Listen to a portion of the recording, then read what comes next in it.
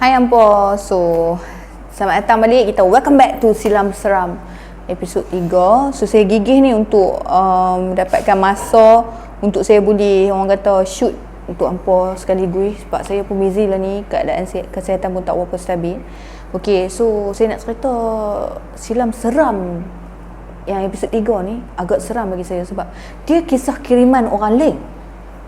Tapi benda ni happen masa saya duk main Bigo dulu. Dulu siapa yang kenal saya kat zaman Bigo, dia tahu lah macam-macam benda yang orang kata ngeri, yang seram, yang happen kat saya. Dah ramai juga orang-orang yang menulis email hantar saya, so saya ceritakan. Alhamdulillah banyak penyokong saya daripada Singapura. Memang semua bagus masa saya duduk Singapura. Orang Singapura memang steady. Dan warga-warga Bigo sangat steady dulu. Memang semua sempoi, tak ada lah macam Ampo ni bodoh-bodoh. Ada yang setengah lah, yang baik-baik tu Ampo pilih lah, yang jahat-jahat. Okay, aku duduk beletak-beletak dengan lapang kan. Nak pergi ke belakang pun sorang-sorang susah juga, bukan kita nak kata.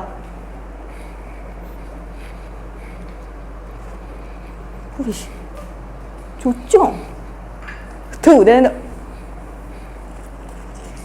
apa iklan cucuk meri tak kan. Masih tak apa.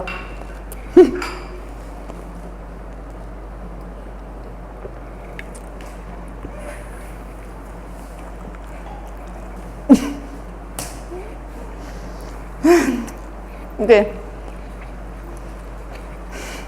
Acang. Okay. Benda ni happen masa saya main Bigo dulu. Dalam banyak kiriman email, ini yang paling seram, yang saya rasa masih lagi terpahat di ingatan saya sampai sekarang, menjadi silam seram saya, menjadi collection silam seram saya. Disebabkan saya main Bigo dalam 4-5 tahun lepas tau. Dan saya sangat famous kat sana dulu. Pukul 3-4 pagi pun saya live bercerita kisah-kisah kiriman email. Dan juga kisah sendiri. Ramai gila stay. Warga Bigo memang best gila. Haters tu whatever lah kan, sikit-sikit je. Tapi Alhamdulillah semua okay. Indonesian, Singaporean, sangat bagus.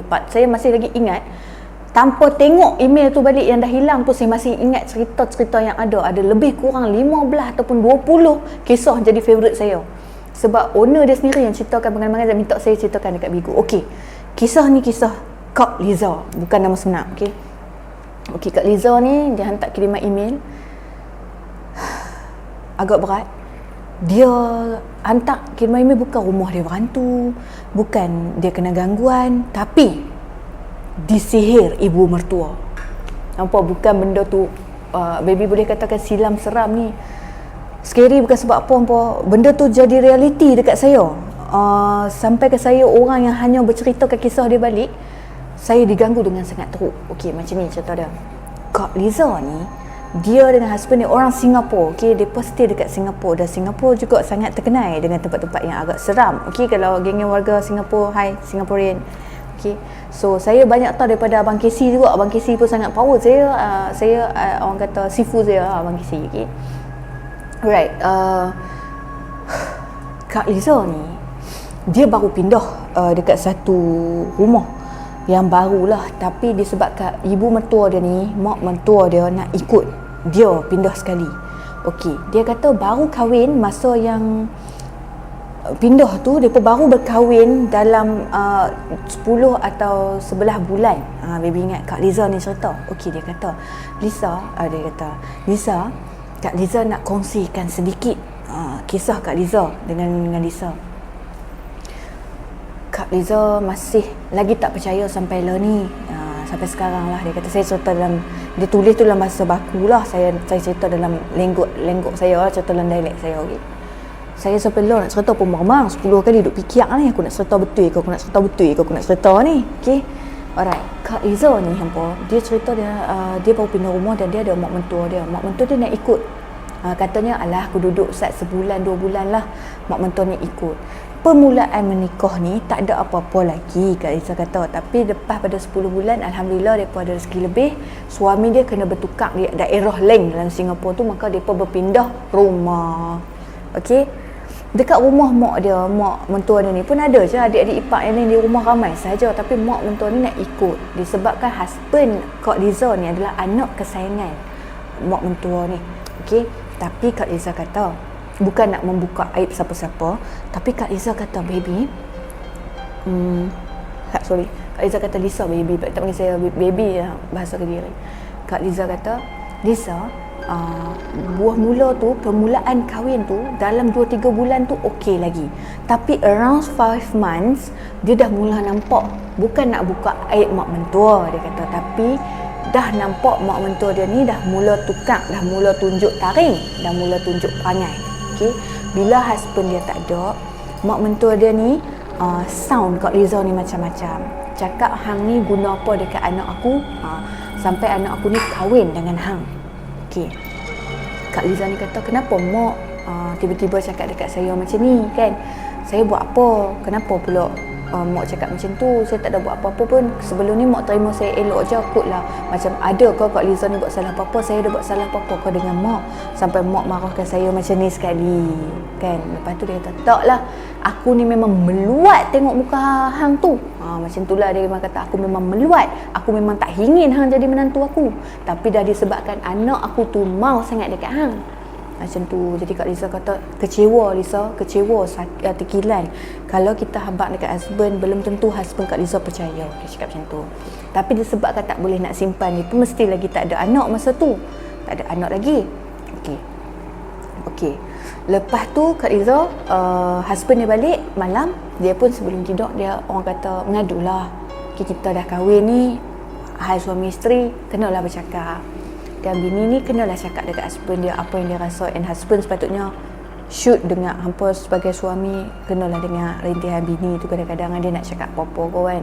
So dia cakap, mak abang ni cakap macam ni dekat dia. And literally betul pun. Memang husband dia tak percaya. Takkanlah mak cakap macam tu. Sebab apa? Bila husband dia balik, mak mentua dia punya attitude ni baik ya Rabbi. Baik yang hang tak nampak tak mana buruk. Siap, jangan basuh pinggan lah. Kak Liza ni tulis dekat email ni. Saya boleh bayangkan situasi tu. Jangan basuh pinggan lah. Mak masak lah. Apa semua ni. Sampailah dia kata, tiap kali berulang benda tu. Bila husband dia pergi kerja, dibuat macam pencacai. Tapi dia sabar sebab tu mak mentua dia. Okey, dia fikir yang tu. Dia fikir tak sabar nak pindah. Okey, siapa sangka dia punya duk tahan berbulan-bulan. Masa tu tak pelik lagi. Dia tengah rasa berbulan-bulan, tiba-tiba Alhamdulillah dengar kata nak pindah rumah dah. Husband dia suddenly dia bersorok nak pindah rumah. Husband dia okey, setuju sebab husband dia dapat naik pangkat dan pindah ke daerah lain, kat tempat lain lah. Pekerjaan tu agak jauh daripada rumah yang lain ni. Jadi dia sewa di sana. Tiba-tiba bila dapat tahu kata anak dengan menantu ni nak pindah rumah lain, mak dia cakap nak ikut. Dan bukan nak stay seminggu 2. Lisa, dia nak duduk sebulan, 2 bulan macam tu. Dan kau tak faham. Kak Liza kata, kenapa dia nak ikut sedangkan dia benci dengan kau? Bukankah aman kalau kau tak duduk situ? Lepas tu Kak Liza kata, dah mula pelik. Masa dia pernah angkat barang tu, inilah permulaan di mana Kak Liza ni kata benda yang menyeramkan berlaku dekat dia sebelum dia pindah. After beberapa months, mereka dah nak pindah. Sebulan sebelum pindah, mereka dah kemas-kemas barang, dah atuk orang-orang nak angkat katil semua kan. Dia, mak mentua dia ni tak ada hari tu, keluar dengan adik ipar dia. And suddenly, rumah mereka 2 tingkat. Jadi, mereka turun ke bawah tu. Dia turun di bawah di bahagian dapur. Dan ada satu pintu kecil di bahagian dapur. Kak Liza kata, oh ingat ke pintu almari yang buka tu simpan stok makanan? Sebab rumah mereka tu ramai pun, rumah besar lah. Orang boleh dikatakan orang ada jugalah kan. Kak Liza ni tergerak hati. Tengok tempat tu, tu pintu apa? Sebab Kak Liza ni selama ni macam pintu tu tertutup tau. Mungkin dia lupa tutup hari tu. Maksudnya tertutup dengan tong beras ke, tak pernah nampak kehadiran pintu tu. Kira tiba-tiba Kak Liza nampak pintu tu malam tu. Masa duduk makan, masa tu Kak Liza kata asap petang. Dia nak basuh pinggan, dia nak bubuh ayak, dia nak ambil nasi, dia nak makan. Dan bila dia makan, kerusi yang duduk dia menghadap dekat pintu tu. Baru nak suap dalam mulut Lisa, Kak Liza tu kata, baru nak suap dalam mulut, pintu tu seolah-olah orang minta bergoyang macam ni. Pintu tu bergegak dari dalam. Hampa bayangkan, rumah sunyi, tiba-tiba macam tu, terkejut. Kau bangun dengan selawat yang ada, rasa hati ni nak buka. Suddenly tak boleh sebab pintu tu seolah-olah dia bantu. Ada lock tau dekat luar pintu, ada mangga. Dia buat tak tahu lagi. Dia makan nasi cepat-cepat macam tu, dia terus nak tunggu sebenarnya dan terkalih lagi kat pintu tu. Ini terpulang nak percaya ke tak, Kak Liza kata. Tapi tiba-tiba bila Kak Liza nak langkah saja naik tangga atas, mangga tu tak terbuka sendiri. Mangga tu terbuka dan Kak Liza ni rasa pelik. Bila dah mangga tu terbuka, hang cuma perlu buka mangga tu dan buka pintu. Kak Liza memang hilang rasa takut. Dia menjadi tertanya kenapa, macam mana. Dia dah tak ada rasa takut lepas benda tu pelik. Dia buka pintu dan apa yang dia nampak dalam bilik kecil tu, dia kata ada janin dalam balang. Ada janin dalam balang. Ada benda-benda kotak, darah, perut makanan mentah, ikan, perut ayam yang duduk dalam satu mangkuk. Memang bilik tu busuk dan penuh dengan alat-alat jampi sapah, benda-benda mantra. Dan ada satu bot kecil, ada lilin, memang mantra punya bilik. Memang dia tengok barang-barang dalam tu memang barang-barang pemujaan. Kak Liza ni dah terkejut, na'udzubillah min zalik, dia takut. Terus dia lari keluar, dia tutup pintu tu, dia nasib baik dia lock dan juga dia ketekan balik mangga tu, dia terus naik. Dan alhamdulillah dia tak tinggal sebarang kesan, betul. Okey, dia masuk, dia duduk dalam bilik, senang. Tiba-tiba dia dengar 10 minit ke 15 minit macam tu, mak mentua kak balik Liza, dia kata. Mak mentua dia balik ni semua, terus mak mentua dia macam dapat tahu tau. Bilik tu macam orang dapat tahu, orang buka. Mak mentua dia balik-balik, adik ipar dia naik atas. Mak mentua dia terus serang bilik dia. Dia kata, mak mentua kak terus ketuk pintu bilik aku. Kuat. Liza, buka pintu. Bila dia buka pintu, ya mak, kenapa apa semua? Dia boleh tanya, mak, engkau ada kacau barang-barang aku ke? Macam tu. Kau ada pergi bilik bawah tu? Okey. Nasib baik Kak Liza bijuk. Kak Liza cakap, bilik apa mak? Barang apa? Liza tak keluar pun dia tadi, makan nasi je. Lepas tu, bilik yang mana satu? Boleh mak bawa Liza tunjuk? Sebab Liza tak tahu bilik mana lagi yang Liza tak tahu dalam rumah ni kan. Terus dia macam, dia umpama terkejut dan dia dah terkantoi buka rasa sendiri. Sebab dia kan orang tak pernah tahu pasal bilik tu. Tiba-tiba dia balik, tiba-tiba dia sebut pasal bilik. Memang kakak ni tak tahu, kakak ni cakap, walaupun lah hati, ya Allah, Tuhan sajalah yang tahu, macam nak belah dah. Dia kata memang nak keluar daripada rumah tu. And akhirnya malam tu dia kata, tak payahlah, tak ada apa-apa lah. Terus dia belah, dia tutup pintu. Husband dia balik, Kak Liza ni kuncikan mulut untuk tak bagi tahu dekat husband dia. Sebab husband tak percaya pun, dia dah terlampau makan hati dah. Dia dah terlampau makan hati. Husband sendiri tak percaya kan. Tak apalah, dia kata, kau hanya berserah dekat Allah Subhanahu Wa Taala. Kalau tak panjang umur, tak panjang jodoh dengan husband kau pun tak apalah, asalkan kau selamat. Dia cakap macam tu. Buat apa kalau ada husband pun, husband tak bela kita. Sampai macam tu dia punya rasa tekanan dengan mentua dia. Okey. Lepas tu dia balik. Dia duduk diam. Okey. Saban hari benda-benda yang menyeramkan berlaku. Lepas pada pintu tu buka, esok tu bila husband dia pergi kerja, mula bau busuk dalam rumah tu. Bau busuk tiap kali subuh. Kak Liza bangun solat subuh. Sebelum ni dia tak bau pelik-pelik, tapi lepas dia nampak bilik tu, dia dah tahu apa dia bilik tu, dia mula bau busuk. Dan tiba-tiba tengah solat, pintu terbuka sikit tau, pintu bilik, dan nampak hall ruang tamu rumah. Kak Liza kata, barang-barang yang dia nak pindah tu dia dah letak dekat ruang tamu. Sebelum dia pernah angkat, suruh lori main angkat kan, ada sikit-sikit barang nak angkat. And then dia nampak ada satu budak tocang macam ni dua, sangat comel, pakai gaun colour candy pink, sekerat ni macam anak Mak Saleh tu, comel. Tapi ikat dua tocang macam ni, tengah tengok dia. Kira memang cantik, tak ada lah seram ke apa tak. Tapi budak, mana budak tu comelnya. Ada siapa-siapa anak kawan-kawan yang kan orang sana Singapura yang banyak campur kan, banyak mix kan, mungkin kawan-kawan di Ipak ke mai bawa anak kan, comelnya. Jadi dia seronok, dia tak ada anak lagi, dia seronok. Okey, masa tu dah lama pun dia kahwin kan, macam dah 10 ke 11 bulan, nak dekat setahun pun. Okey, lepas tu dia habis solat tu fikir-fikir balik, subuh ni takkanlah orang main rumah awal sangat macam tu. Tak apa, Kak Liza ni buka telekong apa semua, seronok lah nak pergi tengok budak tu. And suddenly budak tu tunggu dia dekat tengah hall. Dan siapa pun tak bangun lagi subuh tu. Mak mentua dia pun tak ada. And dia ikut budak tu. Budak tu panggil, pakai kepala mengangguk, katanya dia panggil ajak pergi. Dan sampai dekat depan pintu dapur tu, Kak Liza tanya, awak nak tunjuk apa? Walaupun Kak Liza kata dah mula sedar yang benda tu bukan orang, memang budak tu makhluk lain, tapi tak rasa takut. Dia cuma tunjuk kat dalam pintu tu, dia suruh dan dia cakap run.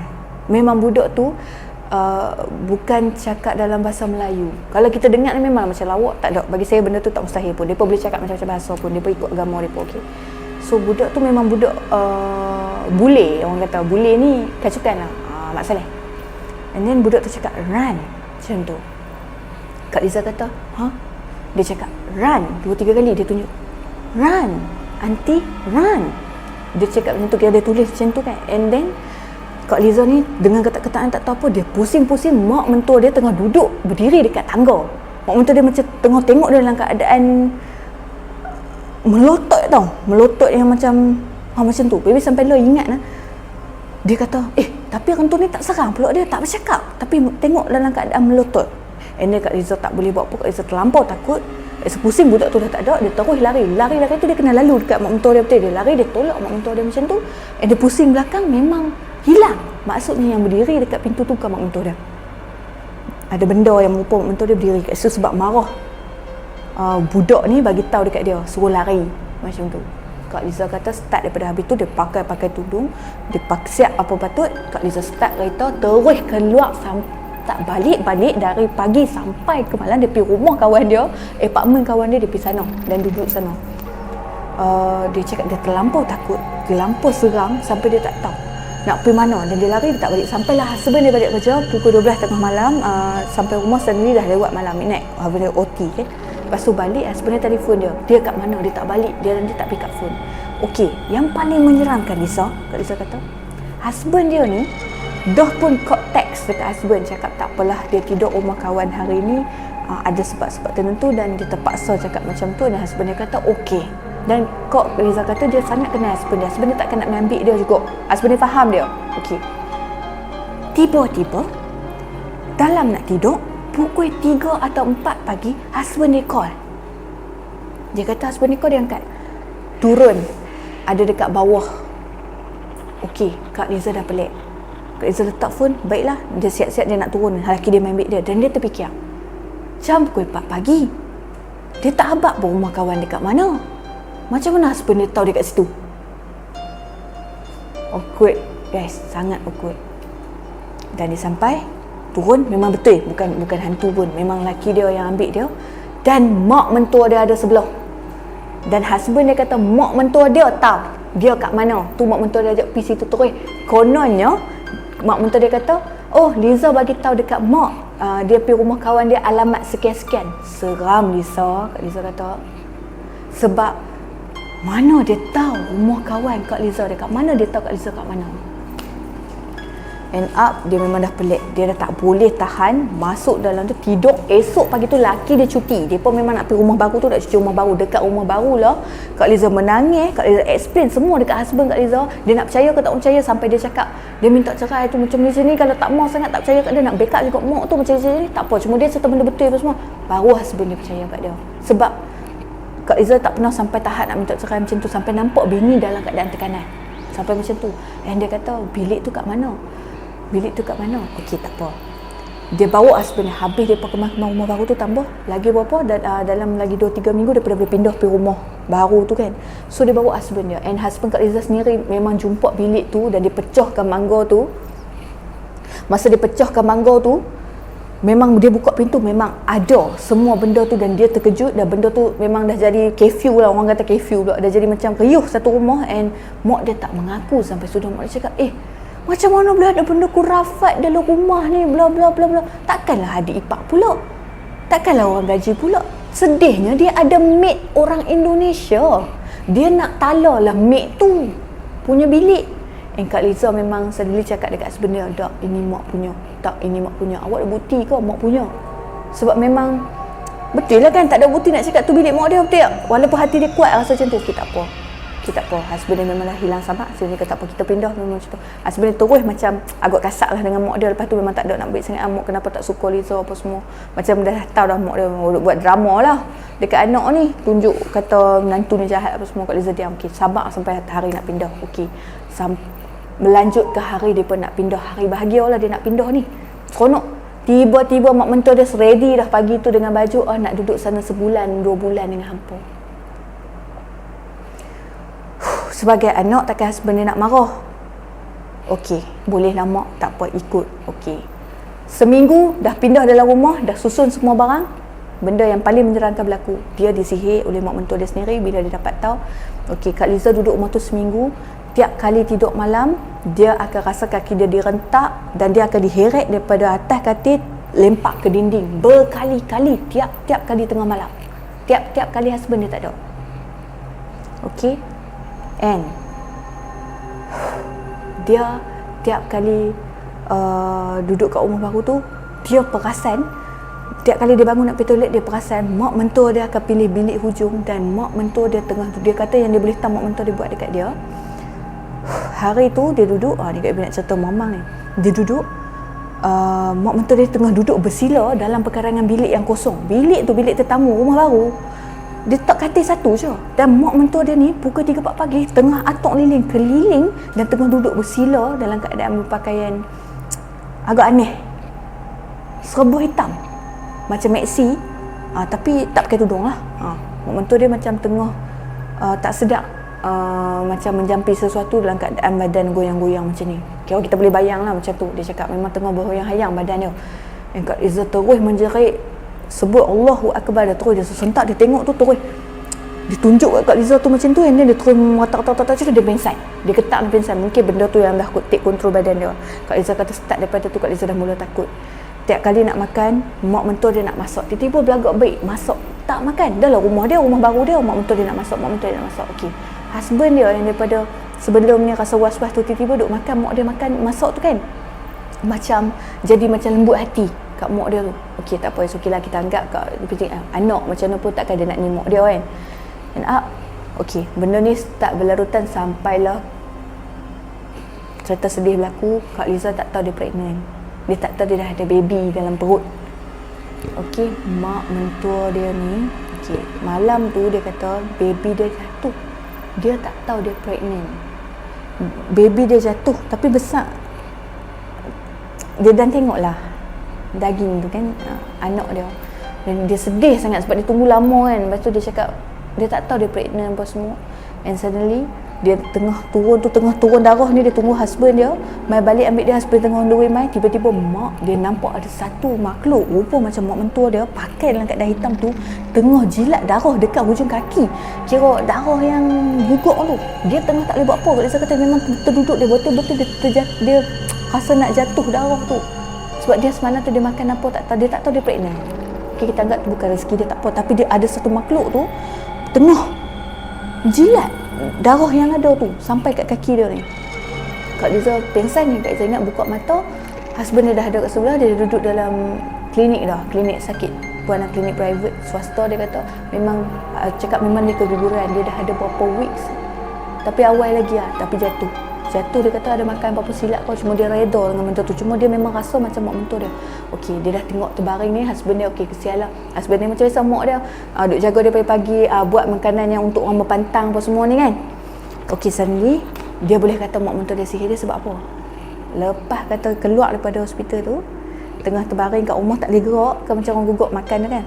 Dan husband dia tak ada, mak mentua dia mai cekok pinggang macam ni, dia cakap. Yang boleh tahu sakit, dia tanya macam tu. Badan muka, memang aku yang bunuh anak hang tu. Dia cakap macam tu. Kak Liza kata memang ayat mata gini-gini, tak tahu nak kata ni mak mentua aku ke setan, sebab dah terlampau banyak duk tengok hantu dalam rumah tu sampai tak tahu mana orang mana dak. Jadi cakap sakit memang aku yang buat. Dia cakap macam tu, memang aku yang buat, aku yang bunuh budak tu, dan aku tak sukalah ada keturunan kau ni dalam rumah aku. Macam tu. And dia memang dia kata memang aku sihirkan kau, memang kau akan mati. Mak mentua dia cakap macam tu, memang aku akan buat sampai kau bercerai. Kau tak percaya, kau tunggulah. Anak aku tu dah makan benda kotor aku bagi, dia takkan dengar dah cakap kau. Memang betul pun, Kak Liza kata. Kak Liza dapat tahu, badan dia dah mula sakit. Tiap-tiap hari dia muntah, semua muntah. Lepas tu badan, tangan dia dah start, dah lah kawan keguguran. Badan semua dah start keluar macam yang rebung. Dia disantau dengan sangat teruk. Sampai Kak Liza kata adik-beradik dan mak bapak Kak Liza mai melawat. Bapak Kak Liza ni bekas orang buat ustaz, dia buat dari Syifa. Dia pijak rumah tu. Astaghfirullahalazim, bapak dia kata macam tu. Anak dia tengah duduk kat depan ni. Masa tu mak mentua dia dah pun balik. Memang dah balik tiba-tiba lepas jadi dah buat macam tu apa semua kan. Memang dia balik. Dah husband dia langsung tak banyak cakap dengan dia. Memang dah macam abaikan Kak Liza. Untuk cerita tiba-tiba bengah belah aku menyampah tu. Okay. And terus seli mak bapak dia mai sebab disebabkan nak jadi. Dia pun dah macam nak bercerai pun. Memang betul pun. Dah seli duk kerak bergaduh pun. Kira lebih ringkaskan cerita. And mak bapak dia yang sendiri syifatkan dia cakap kena santau ni. Memang kena sihir sangat teruk kan. Memang dia buat dari sini dipagakkan untuk bahagian rahim ni tak boleh beranak. Dia buat bagi tak boleh, pendarahan pun tak betul.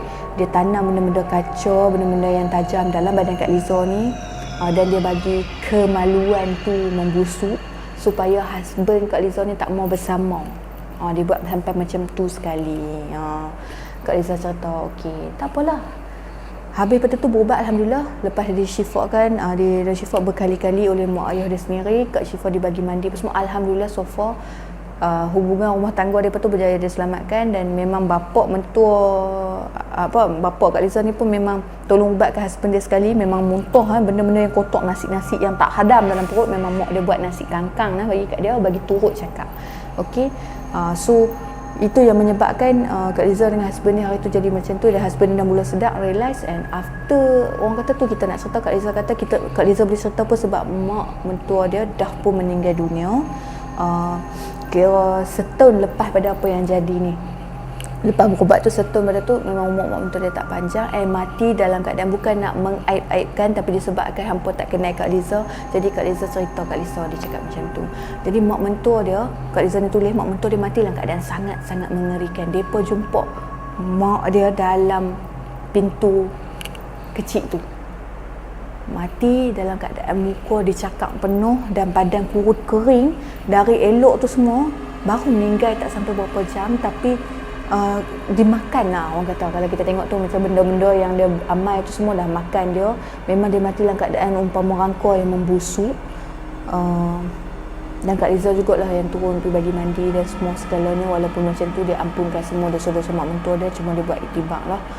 Jadi itu sedikit sebanyak yang dia cerita dekat baby yang masa bigut ni antara silam seram kisah orang lain yang menyebabkan baby seram. Okey, apa yang buatkan lagi baby seram?